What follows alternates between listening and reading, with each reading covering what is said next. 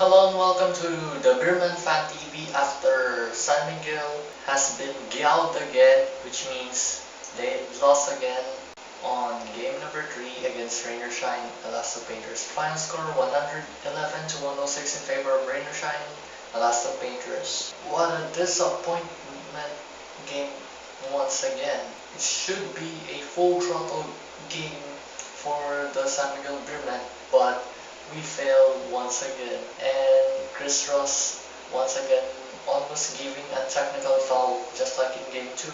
And nadagdagan na naman ang technical foul na pinaka-sanction itong San Miguel Beermen.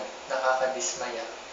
Kaya ang miyembro nun si Ryan Aranya, Tubid, and Lassiter among 4 who have been called technical foul. Kaya hindi ko nagustuhan, pati yung mga SMB fans, kung bakit hindi makapaniwala nagkaroon ng maraming technical fouls. Biruin mo sa game series ay nakatresa na itong technical fouls sa bawat semifinal series.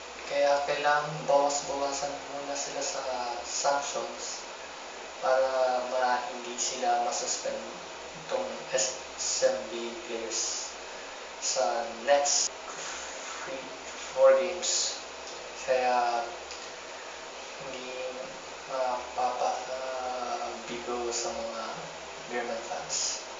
Anyway, punta tayo sa performance.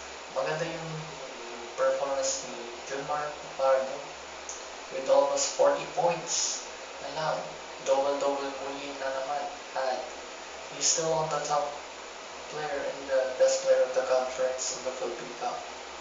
But they fell short against Rain or Shine in the end. And Gabi Espinas did play well, and also Aaron Santos did play well. So very lucky for them, these two, but we smashed them away by the last of Painters. So wala kaming magagawa. So we have to move on the game 4. So SMB looking for the bounce back on Monday at the Arenada Coliseum at 7.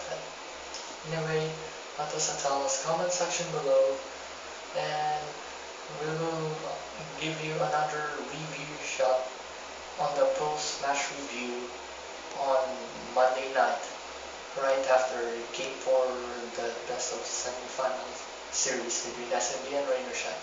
So stay tuned for that. I'm Andrew Alvaro, and we will see you in the next video. Shalom. Bye.